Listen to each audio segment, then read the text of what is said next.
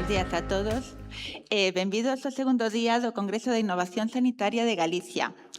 Hoxe tócanos falar sobre práctica, coñecemento e futuro. Comezamos ca primeira mesa, a mesa de innovación desde todos os niveis asistenciais na práctica clínica, da consulta ao paciente. Innovación real. Contamos en remoto con César Dilú, médico de familia de Girona, y aquí presentes temos a Felipe Calle, director de Atención Sanitaria de Santiago de Barbanza, Iván Raris, director do Clúster de Salud de Galicia, e Felipe Iglesias, enfermeiro do Servicio de Urgencias do Complexo Hospitalario de Vigo. Comezaremos dando paso á presentación da atención primaria en Galicia de Felipe Calle. Gracias. Me falta...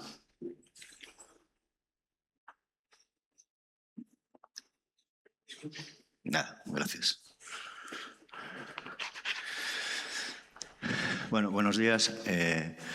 Yo soy Felipe Calle Vellés, director de Atención Primaria del Área Sanitaria de Santiago y Barbanza. Y, bueno, hace 2 semanas tengo que dar las gracias a Pilar por invitarme a participar en este primer Congreso de Innovación y un poco para contar mi experiencia en programas innovadores en los que he participado. Quería hablaros de TELEA, que bueno, muchos de vosotros ya lo conocéis de sobra, la experiencia que tenemos en la unidad móvil de RX de nuestra área y el programa de cribado de ecografías que estamos desarrollando y que presentamos recientemente en el Congreso de la SEDAP. Pues muy bien. La atención primaria, como bien sabéis, es el motor del sistema sanitario.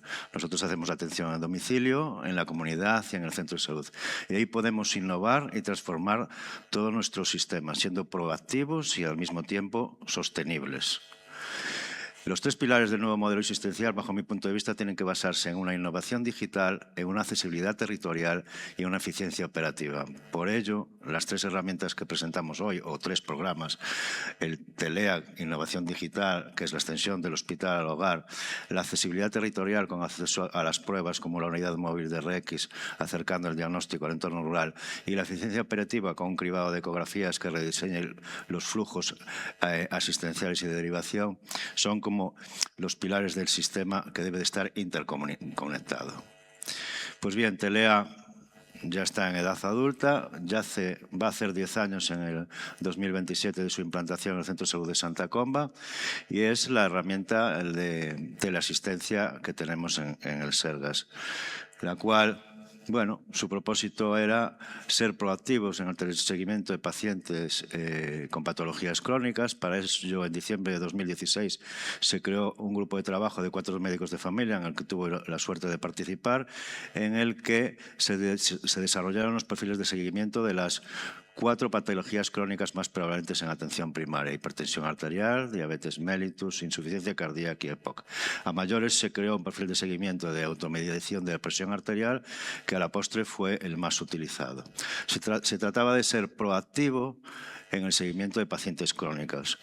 Para ello, el paciente remitía sus biomedidas y nosotros, gracias a un código de colores, según la desviación a los valores estándar, podíamos saber si ese paciente estaba fuera de rango, muy fuera de rango o poco fuera de rango, teníamos que actuar inmediatamente o no. Eso es lo que se llamó la unidad central de control.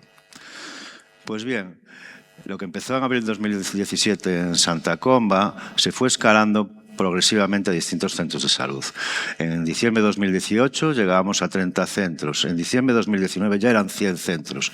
Y entre diciembre de 2019 y diciembre de 2020 fue el gran salto. ¿Qué nos pasó? Pasó la pandemia. El 13 de marzo de 2020 llegó la pandemia a nuestra área. Fue el primer caso. Curiosamente, una hija de unos médicos que estaba estudiando en Madrid y que vino.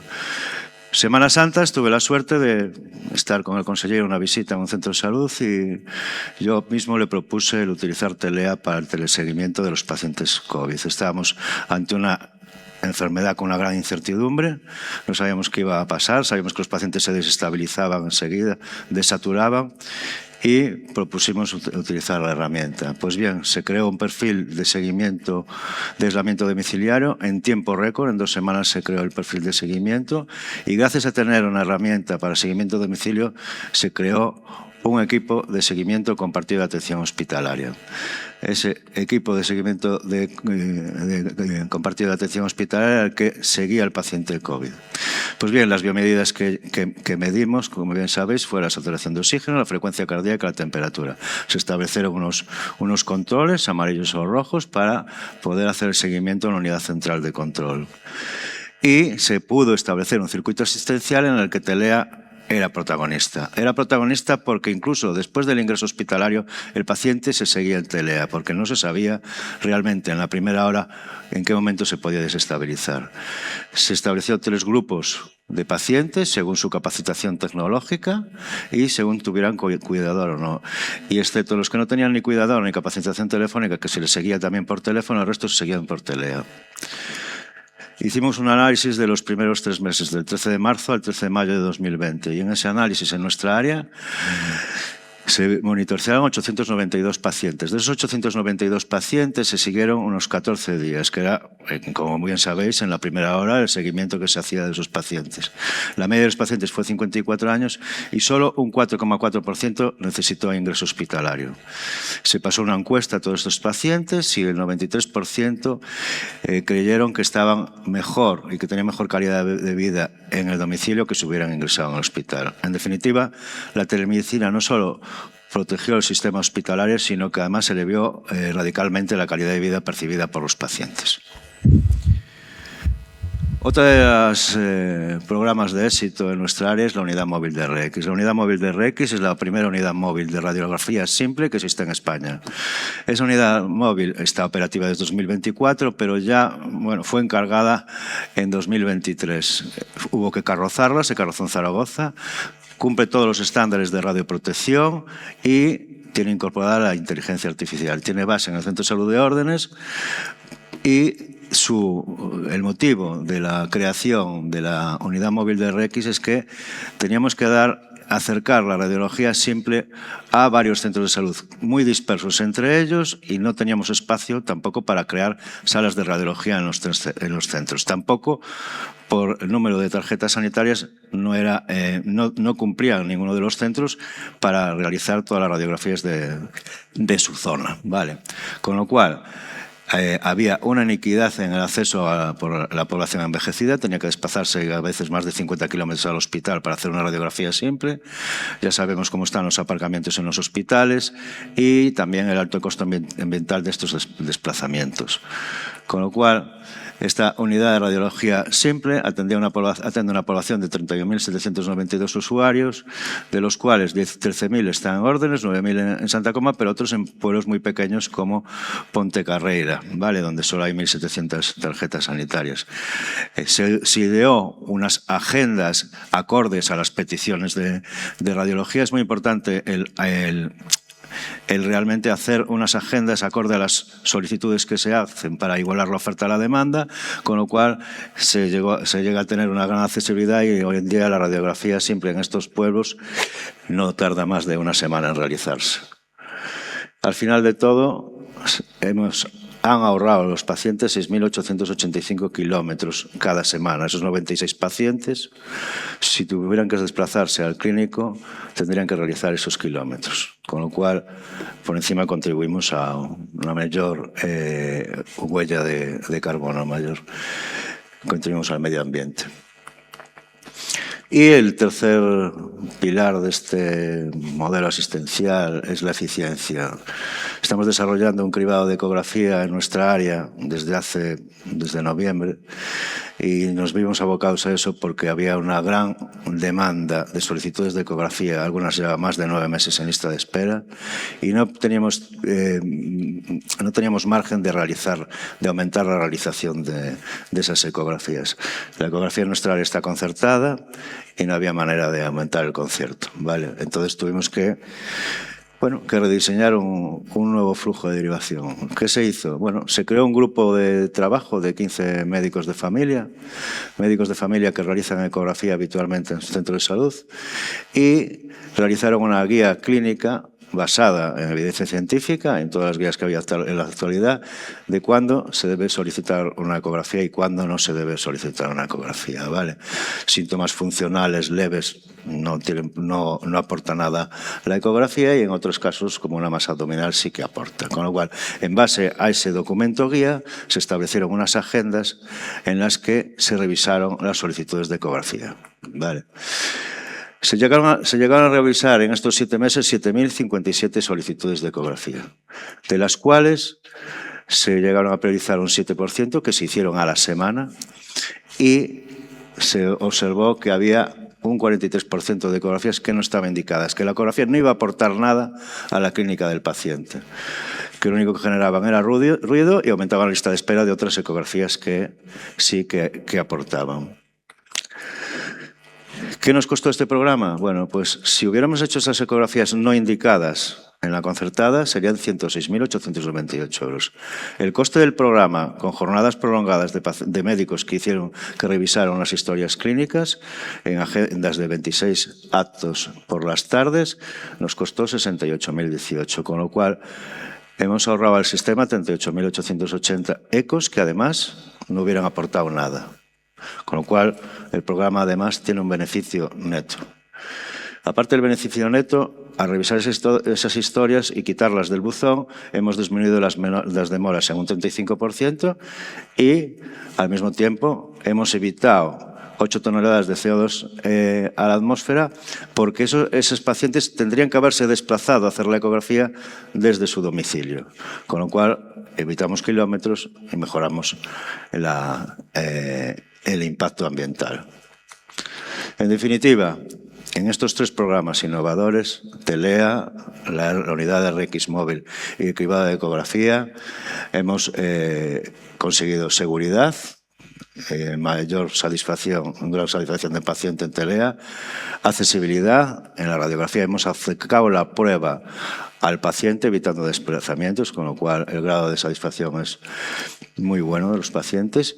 Y en el eco hemos conseguido lo que se llama el triple win, o sea, disminuir la demora, contribuir a la sostenibilidad del sistema y mejorar las emisiones de CO2. En definitiva, accesibilidad, sostenibilidad y eficiencia, que es lo que se le puede pedir a cualquier programa de innovación. Bueno, pues muchas gracias, lo quería contar. Muchas gracias, Felipe. No sé si César Dilú está ya operativo.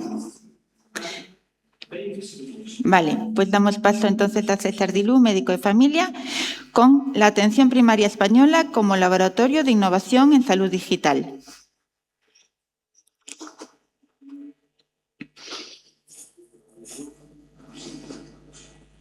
Doctora Pilar, por haberme invitado a estar con ustedes. Soy médico de Albera Salud en Cataluña, miembro del grupo de salud digital de CEN. Y bueno, hoy les vengo a hablar del Hub Tecnológico, una actividad que desarrollamos durante el recientemente celebrado 42 Congreso de CEN en Oviedo.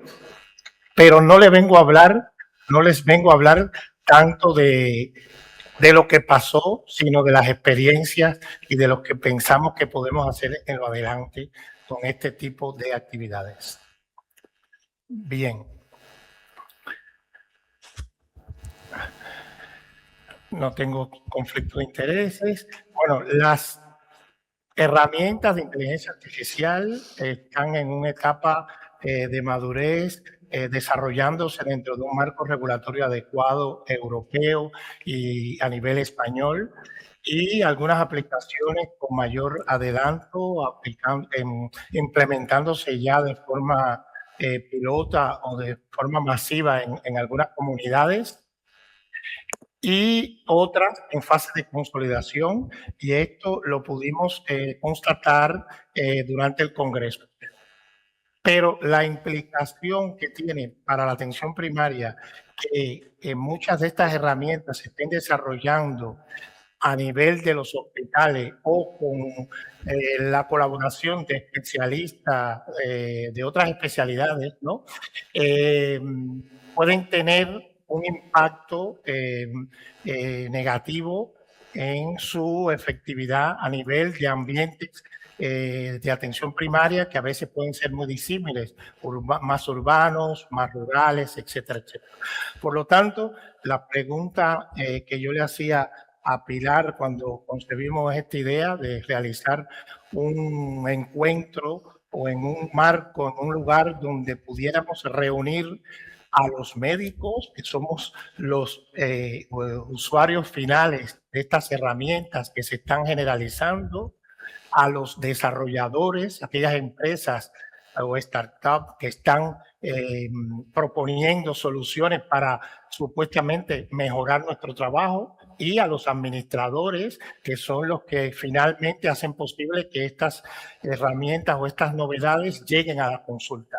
Y yo le decía a Pilar, pudiéramos hacer un evento donde reunamos a todo esto, y claramente eso se lo dije a finales del año pasado, era muy difícil meterse a organizar todo un evento para esto, y me dice, pues lo hacemos dentro del Congreso. Y bueno, un poco que hicimos reunir aprovechando todo este marco regulatorio, la estrategia de salud digital, aprovechando todo todas estas regulaciones, todas estas premisas que están pautando el cómo hacer llegar de forma segura el uso de estas herramientas a la consulta. En este marco decidimos hacer dentro del Congreso lo que se llamó el Hub Tecnológico.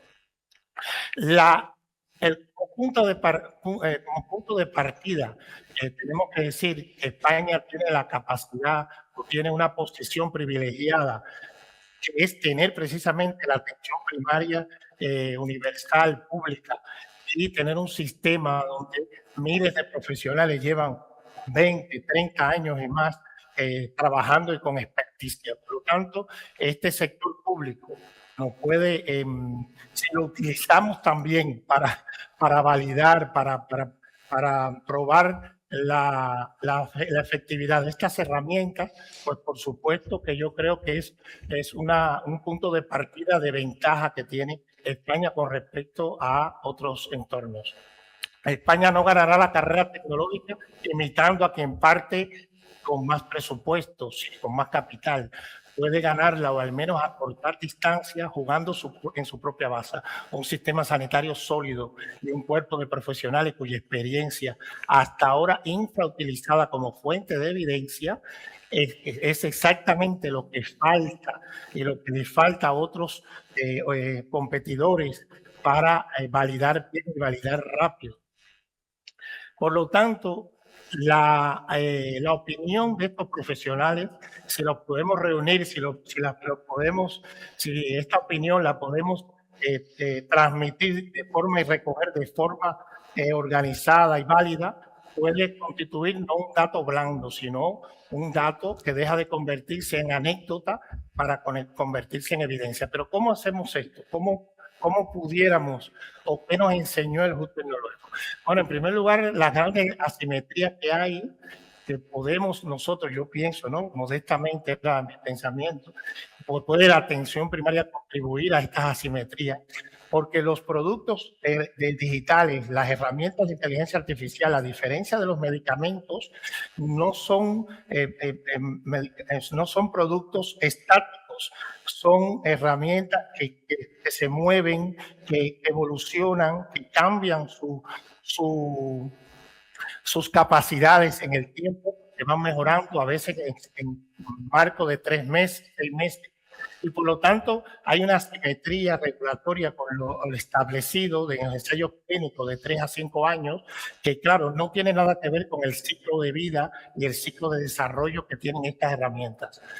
Otra cosa es el tema de los marcos importados. Ya le decía que muchas veces estas herramientas se están concibiendo con el aporte de los especialistas a nivel hospitalario y a veces, o sea, en otros entornos.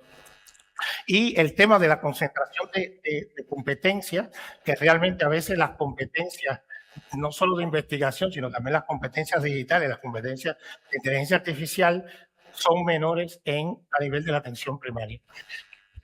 En ese sentido, le decía que las sociedades científicas pueden jugar un papel en esto y hacer un aporte a algo que a grandes potencias tecnológicas les está costando obtener, que es el criterio acumulado de quienes sostienen esta calidad.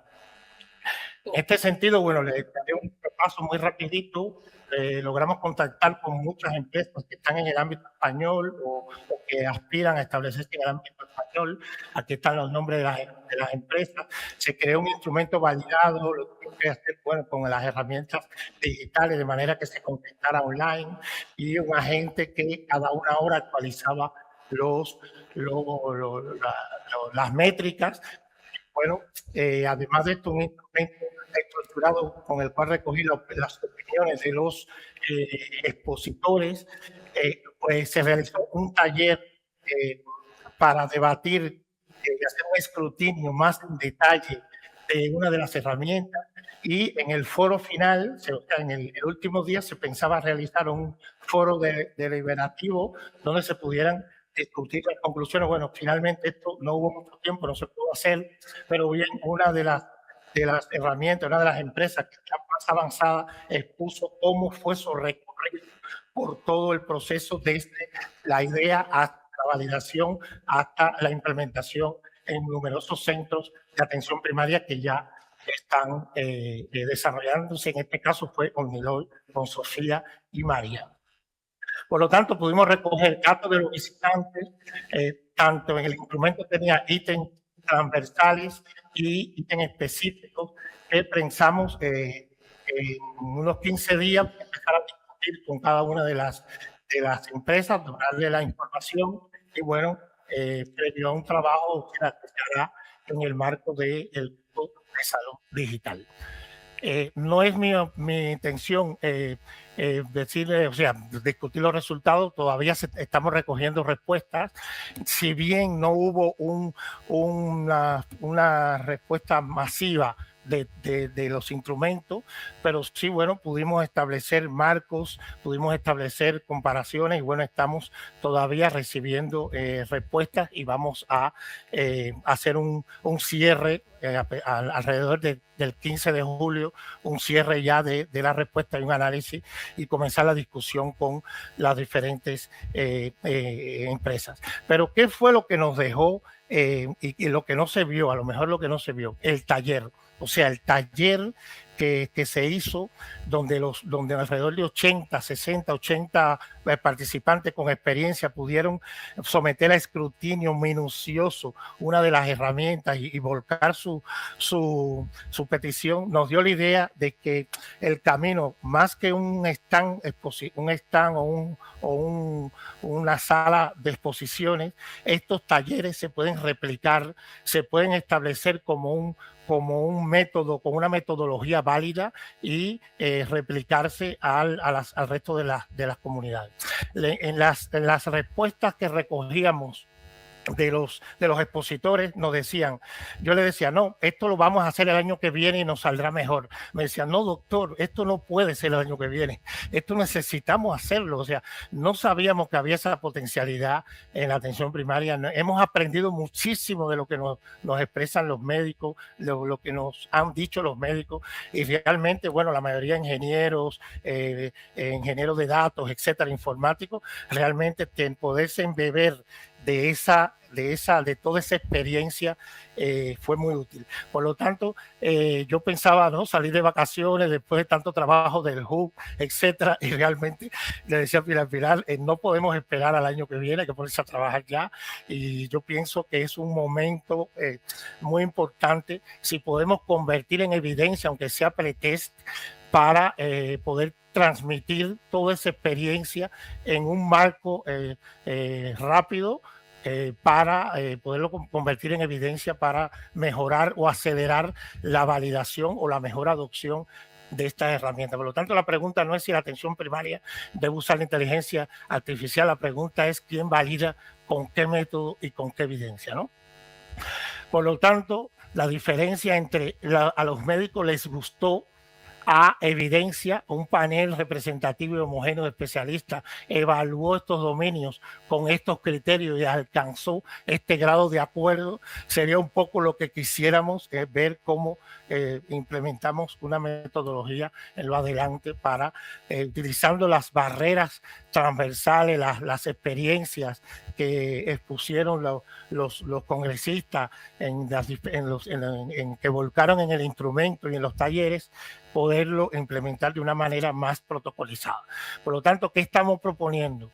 Que CEN como sociedad científica no valida, no sustituye las validaciones y los organismos de validación oficiales, pero sí como continuidad del hub tecnológico, CEN puede organizar talleres en sus eventos, talleres que no tienen que ser a nivel nacional, donde con una metodología científica se puedan reunir el criterio y recoger el criterio después de un escrutinio minucioso de una herramienta que está en vía de desarrollo o que está en vía de implementación, y que podamos recoger la opinión de esa experticia que constituye los especialistas de la atención primaria. Por lo tanto, habíamos hablado incluso de hacer, ¿cómo le vamos a llamar a ese documento final? Le vamos a poner sello CEN. Bueno, no podemos ponerle un sello.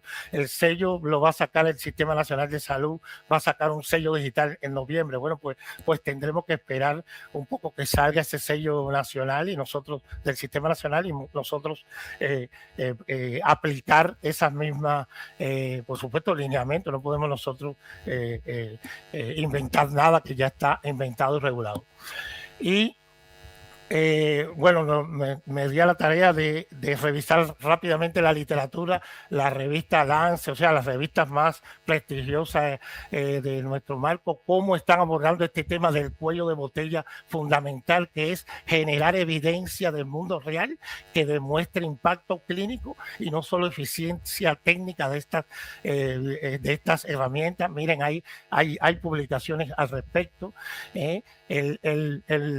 La metodología directa al problema anterior, evaluar con rigor, sin la lentitud de los ensayos clínicos clásicos que duran 2 a 5 años. Hay evidencia, hay literatura que respalda esto, respalda también la literatura el problema de lo que pueden hacer, o sea, las pruebas pilotos llegan a veces obsoletas y que hay que acortar estos tiempos, que hay que buscar métodos novedosos para acelerar estas validaciones.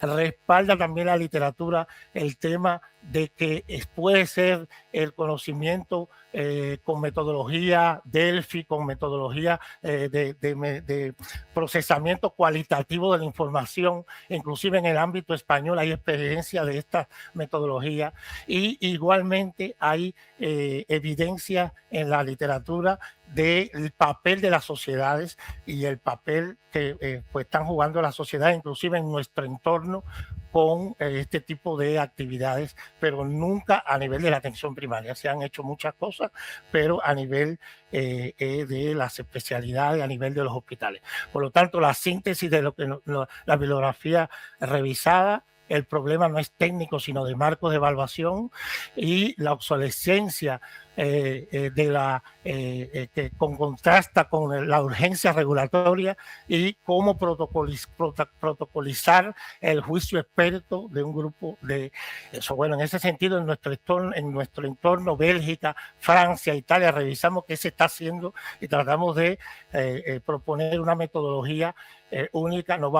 Esto es una metodología que estamos proponiendo para realizar en los próximos talleres, que no vamos a entrar en detalle, pero bueno, más o menos estoy trazando el camino. Talleres de 50 a 100 expertos, 2 o 3 horas de duración, y estamos proponiendo ya después de discutir a nivel del grupo de salud digital fechas como las actividades próximas de CEN. En octubre, Sígueme en Cataluña. En noviembre tenemos el evento de Andalucía. Ya lo comenzamos a hablar con las comunidades, en principio muy emocionadas con tratar de hacer algo así, y por supuesto con el apoyo de las empresas. Y Y por supuesto pensamos que Galicia no se puede quedar atrás. Desde ya estamos proponiendo a Galicia, que tiene el apoyo de nosotros y de CEN, del Grupo de Salud Digital, para tratar de hacer algo en el corto plazo parecido en Galicia.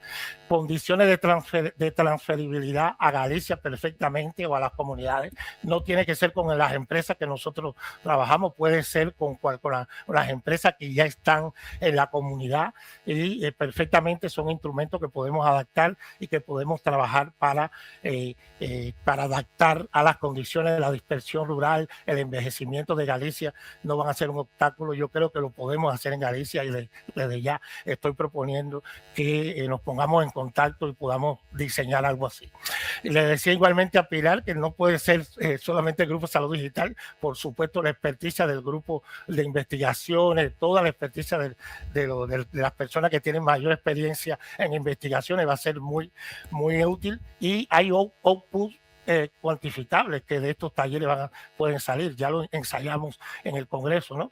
El dataset que puede salir de ahí, las métricas, cuáles son. O sea, estamos definiendo un grupo de cosas para que sea algo viable, y por supuesto estos outputs no van a quedar en el aire. Estos outputs tienen personas, tienen el Sistema Nacional de Salud con su marketplace, o sea, con su sistema centralizado de compra de estas herramientas. Por supuesto que la opinión de estos talleres va a ser en forma de informes o en forma de cómo se establezca después, pero va a ser un aporte de CEN al sello del Sistema Nacional de Salud.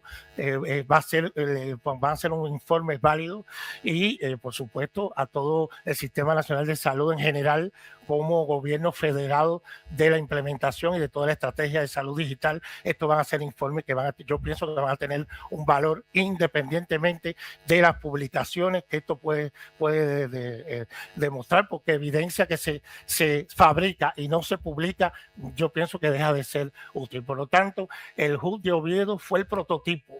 La siguiente fase debe ser el método, perfilar el método, corregirlo. La atención primaria no tiene que elegir entre adoptar la inteligencia artificial o protegerse de ella. Puede ser el lugar donde la IA se evalúe, se corrija y se contextualice, y solo entonces se decida su implementación. La dispersión rural, el envejecimiento y la cronicidad de Galicia no son obstáculos para la innovación digital. Son precisamente el escenario ideal donde estas herramientas deben demostrar valor. El camino está mostrado, queda recorrerlo. Muchas gracias. Les dejo aquí una encuesta que estamos haciendo para ver cómo llevamos ya más de 500 respuestas, cómo el uso de las herramientas de IA se están adoptando en la atención primaria, y cómo se están desarrollando las competencias digitales de IA a nivel de la atención primaria. Muchas gracias. Muchas gracias, César. Pasamos a la siguiente presentación de Innovación con Inteligencia Artificial o Natural, punto de vista del hospital, de Iván Garis.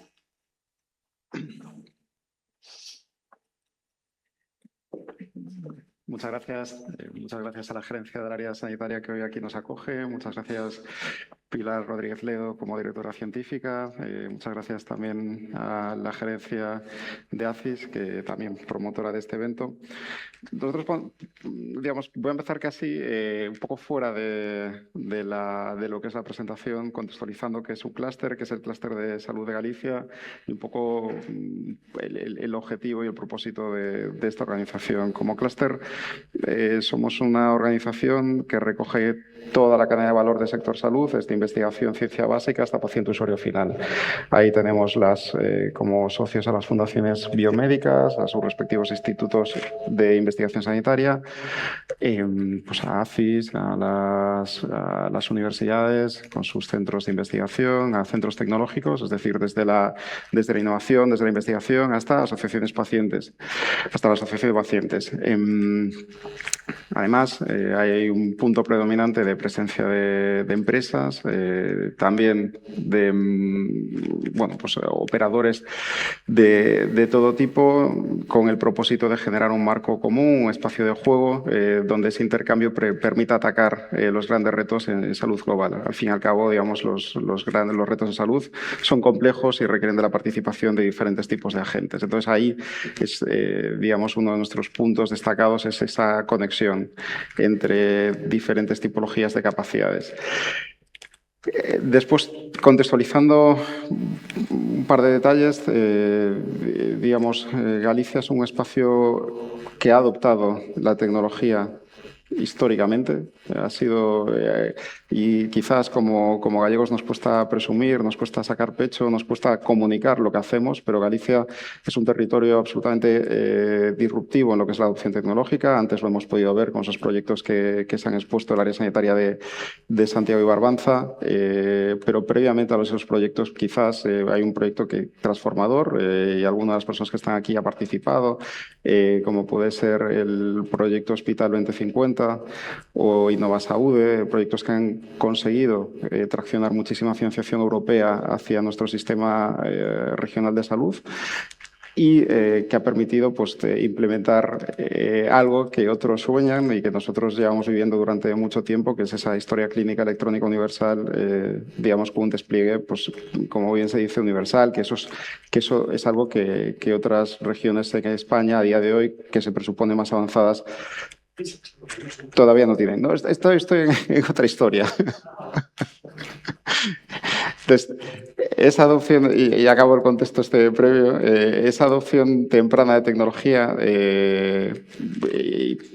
propició algo muy interesante, que es la generación de un efecto tractor por parte de la Consejería de Sanidad y por parte de Sergas, de la generación de un ecosistema de empresas que daban respuesta a esa demanda que no existía, digamos, de herramienta que no aparecía en mercado. Entonces, se generan empresas que dan respuesta a esa demanda temprana por parte de Consejería de Sanidad de Sergas, empresas que con ese expertise crítico, al final el timing es muy importante también, se vuelven proveedores, por ejemplo, muchos de ellos de Inditex, acompañan el proceso de internacionalización de Inditex y son empresas que en el ámbito de salud, nacen en salud y a día de hoy son empresas que desde Galicia operan en toda España, operan fuera de España, acompañando procesos de digitalización. Entonces, en este ámbito, digamos, de disruptivo, de tecnología aplicada a salud digital, en lo que conlleva inteligencia artificial, creo que partimos de una posición muy aventajada para ser referente como Galicia, tanto la parte pública como la parte privada, que es quizás la que hoy nos corresponde como clúster aportar aquí. Y ya por último, digamos, fuera de lo que es la presentación, destacar que nuevamente creo que toca sacar pecho y que hay un fruto de ese esfuerzo compartido, tanto de la parte pública como de la parte privada, como es la Superfactoría de Inteligencia Artificial, que digamos que ha sido concedida a Galicia en octubre del año pasado, que está, digamos, en proceso de despliegue y que al final supone situar a Galicia en un paradigma muy interesante. Superfactoría de IA es un proyecto de red de soberanía tecnológica, el más importante impulsado por la Comisión Europea. Son 19 superfactorías en toda Europa. Una de ellas está en Galicia y casualmente esta superfactoría es la única de esas 19 con enfoque sectorial y la única, además, con enfoque en salud. Proyecto de 80 millones de euros, al final que contribuye a seguir fijando Galicia como espacio referencial en todo lo que tiene que ver con tecnología aplicada a salud digital. Aquí, nuevamente, hay expertos sanitarios, no es nuestro ámbito y no queremos pisar. Lo que sí queremos es un poco trasladar cuál es nuestra visión, como en este caso como asociación sectorial, y también cuál es nuestra visión de despliegue y cuál es nuestro conocimiento respecto de la estrategia del Sistema Nacional de Salud respecto a la innovación con inteligencia artificial o con inteligencia natural. Básicamente queremos algo muy básico que se ha compartido aquí, que habéis compartido previamente, que es esa innovación bottom-up, que, digamos, al fin y al cabo, toda innovación, para que tenga adopción, debe partir de la propia persona usuaria. Por tanto, Es necesario identificar una necesidad real por parte de los stakeholders relevantes, en este caso pues, profesionales sanitarios, pacientes y su entorno familiar y convivencial. Eso es determinante. A partir de ahí, nuevamente, como hablábamos antes, en esa clave clúster de espacio común, pues poner en conocimiento esas necesidades con diferentes tipologías de actores que tengan capacidad para poder resolver esas necesidades y, por último, elevarla al operador final, en este caso Sergas. Y bueno, pues concretamente aquí es un foro interesante para poner también en valor iniciativas que se están desarrollando un poco para conocer esas necesidades, bien a través de los nodos de innovación de los hospitales, de esos 7 nodos de innovación desplegados a través de todas las áreas sanitarias de Galicia y proyectos, pues iniciativas como en este caso como el proyecto Potec Integrada de Saúde que facilitan ese contacto y ese contexto común. Algunas de las cuestiones ya se han abordado aquí, pero bueno, es importante reafirmar que en este caso, y creemos que existe, bueno, pues siempre a mí me gusta ensalzar lo positivo y realmente creemos que desde un punto de vista siempre se habla de la fragmentación en lo que es la prestación asistencial, de la fragmentación en los diferentes servicios regionales de salud, pero creemos que en el ámbito de salud digital existe una visión común relativamente asentada. Y bueno, aquí estas son las prioridades que existen por parte del Sistema Nacional de Salud en salud digital, muchas de ellas que son obvias y conocidas. Y también pues, esto nos lleva a hilarlo que bueno, pues al final existe un contacto permanente entre la industria, entre el Ministerio de Sanidad para dar respuesta a estas prioridades. De hecho, gran parte de esa industria, repito, es gallega y de hecho contaremos con la suerte de tener en nuestro evento anual en Ries, el que promovemos desde Cluster Salud de Galicia, en octubre en La Toja, el secretario general de Salud Digital, Juan Fernando Muñoz, pues, bueno, pues hablándonos de estas cuestiones, de prioridades del Sistema Nacional de Salud en salud digital. Ciclo de vida es otra de las cosas que queríamos aterrizar un poco también, ¿no? Dar una visión de cómo entendemos que es el ciclo de vida de la inteligencia artificial en el ámbito en la aplicación en sanidad, poniendo en valor nuevamente a las personas realmente relevantes en esto, ¿no?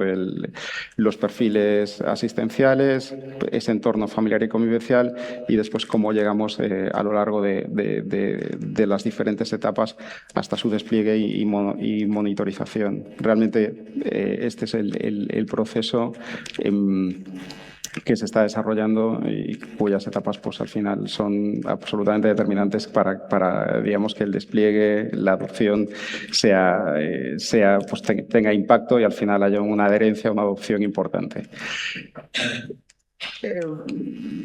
Nuevamente, y reafirmamos, es que digamos, queríamos reafirmar una serie de ideas y la palabra necesidad está ahí siempre por algo, porque realmente es necesario que exista pues, esa demanda por razones obvias y eso, antes de iniciar el desarrollo, pues es también necesario valorar si existen condiciones clínicas, técnicas organizativas, estratégicas para que la solución pueda generar ese impacto real deseado. Al final, que los esfuerzos anticipen un eventual resultado favorable y, en su caso, pues bueno, corregir desde la fase más conceptual aquellas cuestiones que sean susceptibles de corregir más que improvisar en el camino, porque al final eso dilata mucho los procesos o incluso pues conlleva al abandono de determinados proyectos. Y, por tanto, bueno, pues responder a estas preguntas con carácter anticipado. Es decir, tenemos datos, tenemos equipo, encaja con la visión estratégica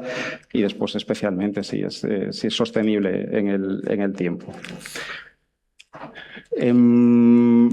Aquí pues una pequeña pincelada muy gráfica respecto del grado de penetración de soluciones basadas en IA en el entorno sanitario, en esos ejes en función de pues la tipología de proyecto, cuál es el uso, si es clínico, si es de investigación, si es administrativo. Un poco esta es la tendencia actual. Y bueno, pues vuelvo a decir que digamos, hay diagnóstico por imagen, es uno de los espacios más paradigmáticos en ese ámbito, procesado a lenguaje natural, con grandes proyectos que se están desarrollando, de hecho, aquí en Galicia en ese ámbito, predicción de riesgos, gestión poblacional, optimización de la gestión y seguimiento remoto y atención proactiva, que es pues otro de los ejemplos que hemos visto. De hecho, creemos que Galicia es espacio paradigmático para desarrollar algunas de estas cuestiones, porque al final vivimos en modo difícil si esto fuera un videojuego, o sea, con una demografía tremendamente desafiante por su contexto longevo y después también por una geografía compleja por su ámbito de dispersión. Entonces, realmente si algo funciona aquí, teóricamente pues es escalable a nivel global. Realmente nuestros retos en longevidad, vivimos 2 décadas avanzados por delante de los demás, es decir, somos el laboratorio a tamaño real para el diseño, despliegue y validación de soluciones basadas en IA y pues todo tipo de validación de tecnología. Después, esto es importante porque al final es uno de los elementos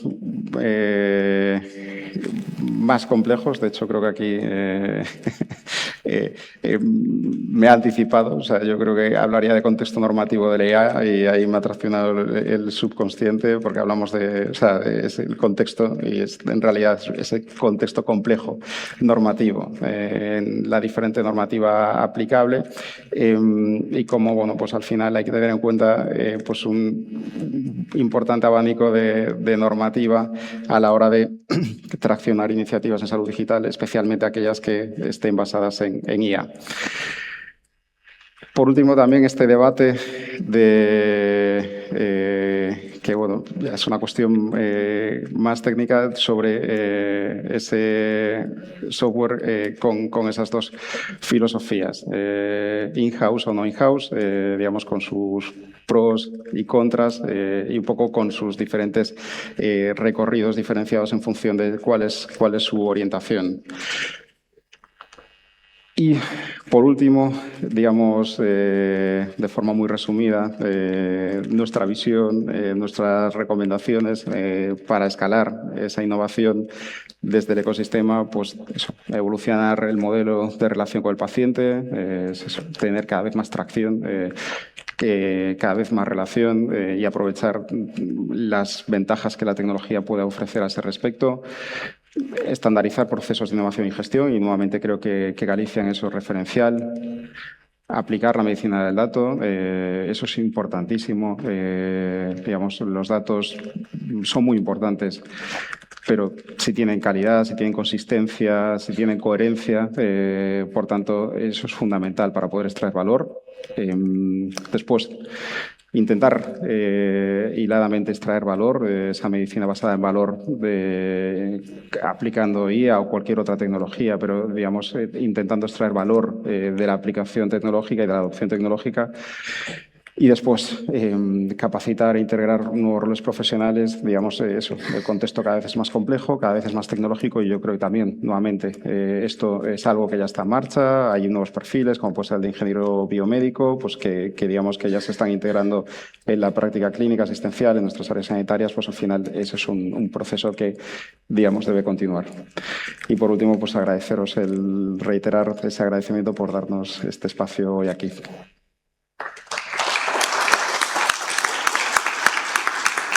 Moitas gracias, Iván. Imos escoitar agora a Felipe Iglesias con Enfermería en Acción, Innovación Real na primeira liña asistencial.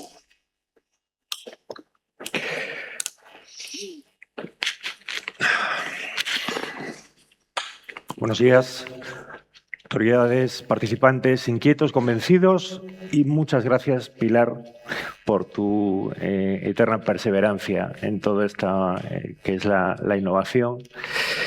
En la Viena de 1847, un médico joven identifica algo que cuestiona la práctica de cada día. Ve morir día tras día mujeres más allá del parto. Mientras al otro lado del hospital, donde trabajan las comadronas, las madres sobreviven. Entiende algo insoportable. No somos nosotros.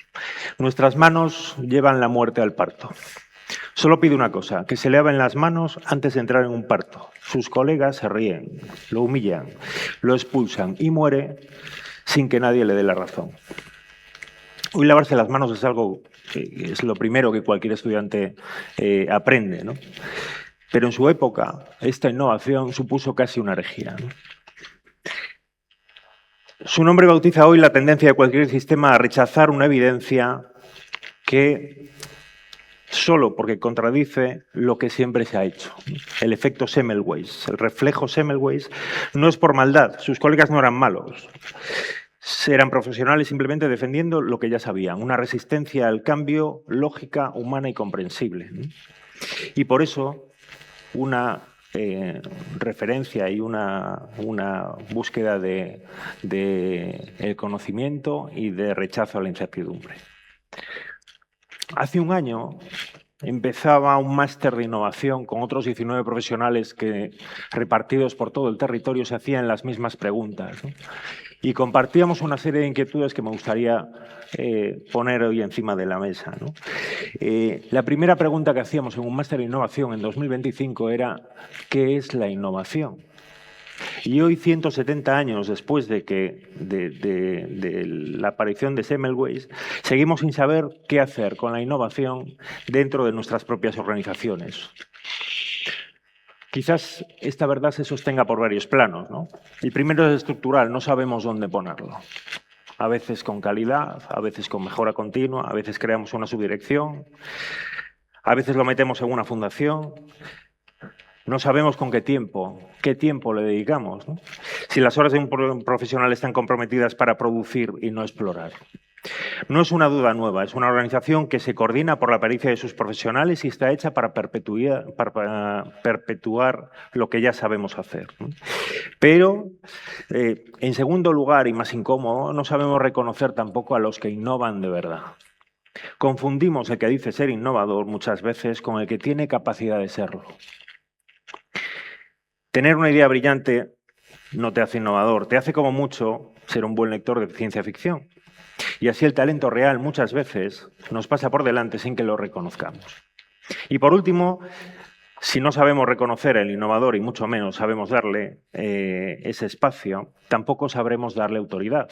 Porque en una jerarquía la autoridad viene del puesto, pero la capacidad de innovar nunca se midió por ese tipo de profesión. Viene por la persona. Una estructura que reparte autoridad por posición y la innovación reparte una capacidad por conocimiento y metodología que poco tienen que ver a veces con ello. Y casi nunca coinciden. El que tiene muchas veces capacidad no tiene el galón y el que tiene el galón no tiene esa capacidad. Nada de esto es defecto de nuestras organizaciones, es su diseño. No somos tremendamente buenos gestionando lo que ya conocemos, ¿no? Pero el problema empieza el día en el que le pedimos a una estructura construida para la certeza que aloje algo que vive en la incertidumbre. Y cuando todo está resuelto, el sitio del innovador no queda vacío y tenemos un problema añadido, ¿no? A veces el espacio para el innovador lo ocupa una fauna que podríamos llamar impostora, que prospera y vuelve todavía más difícil descubrir lo que ya era complicado, ¿no? Tenemos jirafas que leen tendencias, hablan de futuro, pero nunca bajan al terreno a donde hay que aterrizarlas. Confunden sueños con plan. Tenemos loros que dominan el vocabulario y repiten, pero no hay ideas propias, solo hay eco. Tenemos camaleones que cambian la bandera con cada moda, un año digitalización, otro año la IA, otro año la sostenibilidad, pero nunca construyen nada. Tenemos rémoras que se pegan a proyectos, tenemos hienas que esperan a que los proyectos triunfen, ¿no? Ocupan ese vacío que dejamos cuando no organizamos adecuadamente. No reconocemos y no damos autoridad. El innovador no se reconoce por la ocurrencia en un POSIT, sino por lo que es capaz de sostener en el tiempo. Ese que ve lo que nadie ve. necesidades no cubiertas donde otros ven inercias, capacidad de analizar metódicamente y de forma honesta, aunque la verdad enfrente lo que ya conocemos, y es tener la capacidad de generar una solución que pueda funcionar de verdad. No una idea bonita llevada por la tendencia del momento, es comprender que la cultura para implementarla a veces, saber cómo respira la organización por dentro, dónde están las resistencias, te hace tener que esperar. Y sobre todo, la innovación debe ser posible medirla por su impacto. Porque si no puedes demostrar que algo ha mejorado, no has innovado, ha sido una ocurrencia con suerte. Una idea que no llega a aplicarse no es innovación, es solo una invención. Y lo que separa el innovador del impostor no es el discurso, ni la tecnología, ni la foto. La historia de Semmelweis no termina donde la dejamos. Tenía razón, tenía capacidad, tenía evidencia, y aún así el sistema no supo verlo. La innovación no puede depender de mártires. Si la respuesta es crear otra unidad, otra dirección, otra oficina de innovación, estaríamos repitiendo el error, volver a meter en una casilla del organigrama algo que por su naturaleza no cabe en ninguna. La estrategia quizás no debe de ser encerrar la innovación en un departamento, sino la de instalarla como una capacidad en la que las personas y su contexto de trabajo sean la propia innovación. No es un sitio, es una capa de gente conectada que atraviesa toda la organización. Ayer veíamos slides que llevaban 15 años en esta organización repitiendo ese mismo lema. Los nodos de innovación nacieron con esa intención. Gente inquieta, incansable, inasequible al desaliento. Termino un poco donde empecé, ¿no? Hay que medir distinto. Hoy medimos la innovación por publicaciones, proyectos, financiación, patentes, cosas que se cuentan fácil.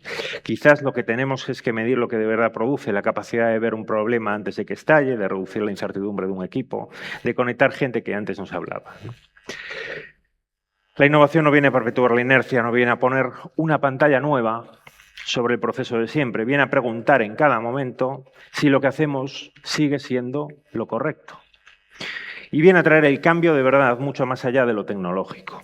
Por eso la innovación que nos queda pendiente es organizarla, es aprender a reconocer ese innovador, es aprender a entender aquel que sabe sostener una idea más allá de un POSIT, que tiene metodología y la analiza, que la lleva al terreno, que la implementa y la mide, aunque tarde años. Aquel que entiende que la organización todavía a veces no está preparada y que está en nuestra mano reconocerlo, cuidarlo y dejarle a veces cambiar las cosas. Y esta será nuestra responsabilidad. Gracias.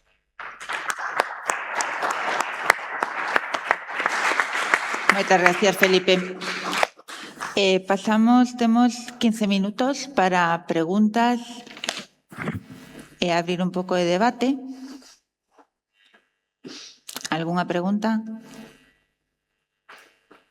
Pilar. Bueno, en primer lugar, agradeceros a todos los distintos puntos de vista, que es lo que nos enriquece, ¿no? Las reflexiones, la crítica, las opciones, ¿no? Y las alternativas, porque al final innovar es no estar satisfecho con lo que uno hace, sino que buscar otras alternativas, ¿no? Sabiendo y partiendo de la reflexión de los proyectos que habéis citado unos, de las reflexiones que habéis citado otros, lo que tenemos claro es que tenemos que evaluar y tenemos que medir impacto de las cosas, ¿no? Realmente, qué cosas de las que hacemos cambian, ¿no? Y esto está claro que tenemos que hacerlo de una forma transversal, donde esas redes, como nos decían ayer, cada vez sean más extensas, ¿no? Más que un corpúsculo dedicado a la innovación, una red que se extiende por todo el sistema, ¿no? Pero la cuestión es, llevamos, sí, no sé si 15, si los años que llevemos los años que llevemos, que son bastantes, pero parece que estamos ahí, que damos un pasito, pero el pasito no acabamos de darlo. Si tuvierais que dar cada uno de vosotros una cosa por donde empezar, que creéis que fuera efectiva, cada uno en el ámbito en el que trabaja, ¿no? Porque al final esto no va ni de atención primaria, ni de hospital, ni de centros sociosanitarios, va de ciudadanía, de atención sanitaria, va de atender mejor a nuestros pacientes, cada uno desde donde le toca, ¿no? ¿Qué es lo primero en lo que pensaríais cada uno en vuestro entorno? Y gracias y felicidades de nuevo a todos. Bueno, empiezo yo. Yo empezaría por no hacer. El problema es que estamos haciendo muchas cosas que no aportan valor. Y yo creo que es lo que primero que tenemos que analizar, dejar de hacer cosas que no aportan valor y realmente hacer lo que necesitamos hacer. Yo creo que la innovación se basa en necesidad. Y ante una necesidad tenemos que innovar para mejorar. Pero sobre todo lo que haría es no hacer.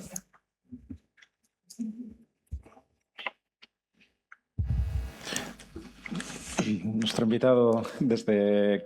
César.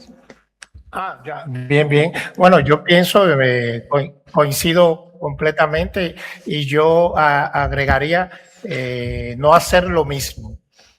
Yo pienso que las competencias digitales es algo que deberían adoptar todo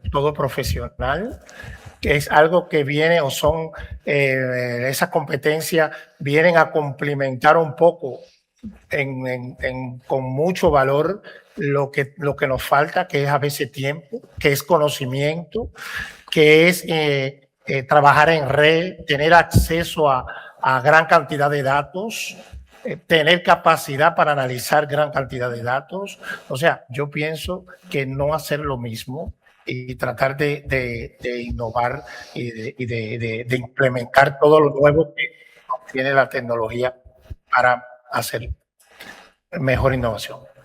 Muchas gracias. Iván. Bueno, al final, en línea con lo comentado, ser selectivos y para ser selectivos también generar bueno, pues esos espacios de conexión donde cada uno pueda aportar sus capacidades para atacar esos grandes retos que son tremendamente complejos y que necesitan desde diferentes puntos de vista. Al final, iniciativas que permitan conectar la necesidad con la capacidad de dar respuesta a esa necesidad es fundamental y ahí hay que perseverar. Muchas gracias, Felipe. Yo diría escuchar. Creo que la organización es bastante ajena a escuchar lo que la organización, lo que muchos profesionales detectan cada día. Y no esa capacidad de escucha. Muchas gracias. ¿Alguna pregunta más? ¿Algún comentario? Eu tería un comentario para Felipe Calle. Gustoume moitísimo o cribado eco, non sabía da súa existencia.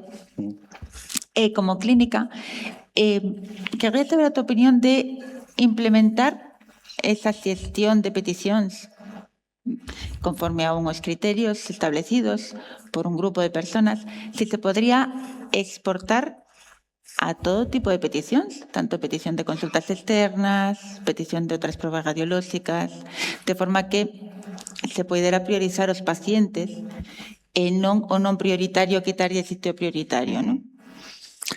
Deberíamos, sigo con la misma línea, el no hacer, ¿no? Nosotros, a ver, este cribado de ecografía forma parte de un proyecto mucho más ambicioso que es que realmente llega a incorporarse la ecografía clínica a atención primaria. Llevamos años, no sé si 15 o más, que igual que lo de la innovación, en que la ecografía va a ser el fonendo del futuro y bueno, ya llevamos con esto 20 años y no damos el paso. Nosotros en esta segunda fase hay centros de salud que ya no pueden solicitar ecografía, que la tienen que hacer ellos. Pues porque se les ha formado, porque se les ha dotado de equipos y porque se les tutoriza. Nos falta la incorporación de la IA a la imagen ecográfica, que no está resuelto. Así como está resuelto en resonancia y en TAC, en ecografía no está resuelto.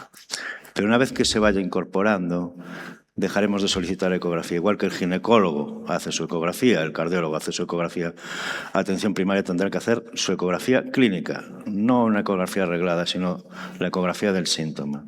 Y eso es lo que, para eso hicimos esa primera fase, para llegar a tener una lista de espera cero y poder, en algún centro ya estamos con una semana de lista de espera de ecografía clínica. Yo creo que el futuro va precisamente por eso, para poder garantizar la equidad, el que las solicitudes, tanto de pruebas como de derivaciones, sean eficientes y estén reguladas.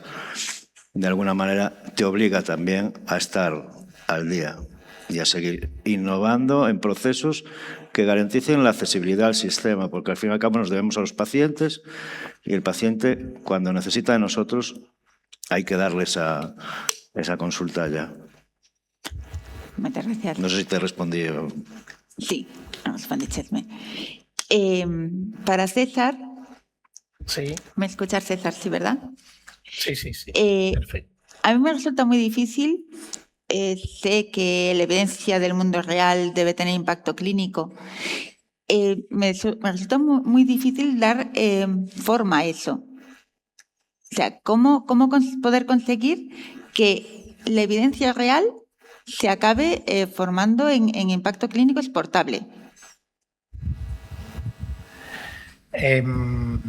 Bueno, en primer lugar, nosotros estamos hablando de no sustituir el ensayo clínico como tal o en la prueba piloto como tal en tiempo real. Lo que con esto que estamos trabajando ahora sería dar un valor pretest a la opinión experta para que este periodo de implementación en tiempo real o de prueba piloto real no tenga que ser de 2 años ni de 3 años, que pueda ser más corto, de 3 a 6 meses. ¿Y cómo construir evidencia? Bueno, lo he planteado. Hay muchas técnicas, no solo cuantitativas, hay técnicas cualitativas y hay técnicas como Delphi, técnicas de consenso, grupos focales. O sea, hay ya ciencia en esto, en cómo recoger una opinión de expertos para producir evidencia. Cuando hablamos de evidencia, recordar que hay 4 tipos de evidencia. O sea, no solo está la evidencia grado 1 A o de mayor solidez. Hay evidencia también, la evidencia de uso de expertos. Entonces, no hay un solapamiento, estamos aportando en este sentido valor a algo que ya que se quiere probar. Igualmente, como ya se dijo ahí, en otro de los colegas que portó, esto va a permitir poder dar nuestra opinión desde que se concibe la idea, no como se está haciendo ahora, que se lleva un producto a probar a un área de salud, ya un producto casi terminado, un producto ya que se pensó en otro lugar, que se discutió y se concebió en otro lugar, sino que aquí, por ejemplo, algunas de las empresas que participaron con nosotros trajeron sus ideas, a veces no ya producto terminado, como fue el caso de Samira. Trajo una plataforma nueva que está construyendo y se vertieron una serie de criterios para mejorar esa idea que va a surgir. Y hay cómo hacer evidencia, convertir eso, ya le digo, con estas técnicas. Muy bien, muchas gracias. Para Iván, me quedo con integración de IA, análisis de datos. ¿Qué papel puede tener en esto Janus 5 a nivel Sergas?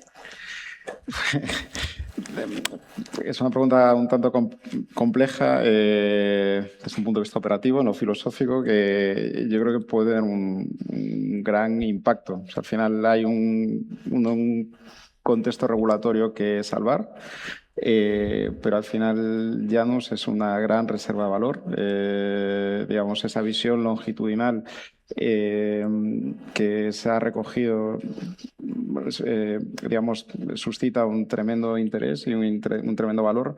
Ahora lo que se trata es, bueno, pues sin pausa, pero digamos con todas las garantías y salvedades, ser capaz de integrar. Sí, y sobre todo pues también de hacer un uso secundario de datos que, bueno, pues que permita pues digamos que bueno, pues que todos esos datos que se han ido recogiendo a lo largo del tiempo pues que den un impacto trascendental al asistencial individual, sino que, bueno, pues que haya pues visión asistencial de largo plazo, una visión más amplia, una visión también que permita integrar investigación, innovación. Al fin y al cabo pues hay una reserva de valor ahí enorme que digamos que una vez salvados las dificultades regulatorias, que no son pocas y normativas, que nos permita aprovechar todo ese tesoro que se ha generado aquí. Convertirnos en un laboratorio estupendo. Muy bien, muchas gracias.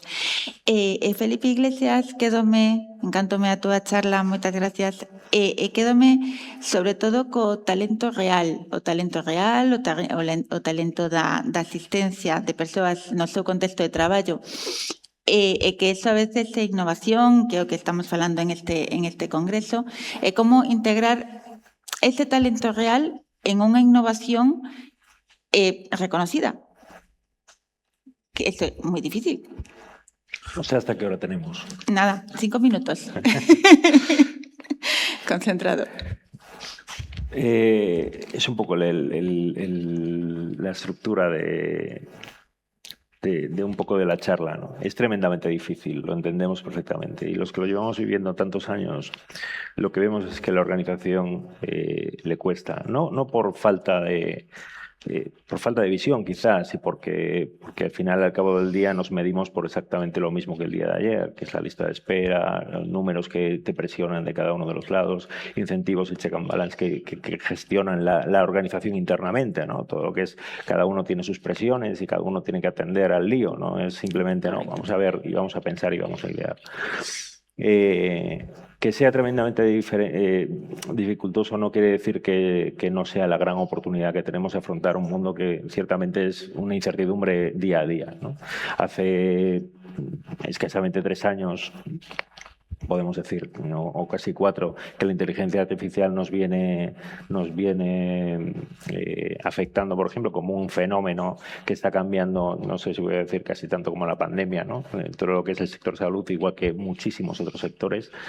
Y en esos 4 años, lo que las trayectorias que ya han surgido, hemos amado la IA, vuelto a odiar la IA, vuelto a querer la IA, ahora la juventud ya no quiere la IA con la que hacían hace 2 semanas sus ejercicios y sus exámenes, y ahora de repente ya los han identificado como un reto. Entonces, en 4 años ha pasado lo que antes pasaba en 20. Y en ese aumento de la velocidad del cambio, la única forma que tenemos de poder afrontarlo es establecer y poder jugar y poder poner en juego un talento que la organización tiene oculto, ¿no? Y es gente que sepa ver de otra forma. Gente que es capaz de analizar y no repetir los posits de hace 10 años, ¿no? Si nosotros le preguntamos muchas veces al profesional, le preguntamos lo que queremos, vemos siempre las cosas dentro de la caja. No es que esté dentro o fuera de la caja, nunca fue eso. Hay cosas dentro de la caja que funcionan. Lo que tenemos es que tirar las paredes de la caja para ver exactamente dónde tenemos que movernos. Y es con aquello que ya conocemos y con aquello que está por venir. Y esa es la dificultad, obviamente, ¿eh? Nadie ha dicho que sea fácil. Pero, desde luego, el establecer y los nuevos de innovación que surgieron hace 15 años, yo me sentí uno de los grandes afortunados de contar con esa experiencia, ¿no? Porque de repente parecía que la organización empezaba a escuchar y empezaba a tener una visión complementaria, ¿no? Que va más allá de si voy a hacerme un link o si voy a hacer un juego o si voy a hacer va mucho más allá de eso. Es una capacidad analítica. Es muy difícil que una sola persona dentro de la organización sepa analizar un admit, una necesidad no cubierta, sea capaz de analizarlo, sea capaz de crear una solución, pero entre todos en esa red seguramente tendremos esa oportunidad. Moi ben, moitas gracias. Se non hai ningunha pregunta máis, rematamos a mesa. Creo que ahora damos paso ao café. Así, Pilar. Moitas gracias a todos. Moitas gracias, César, que estás en remoto. Gracias. Y damos por finalizada.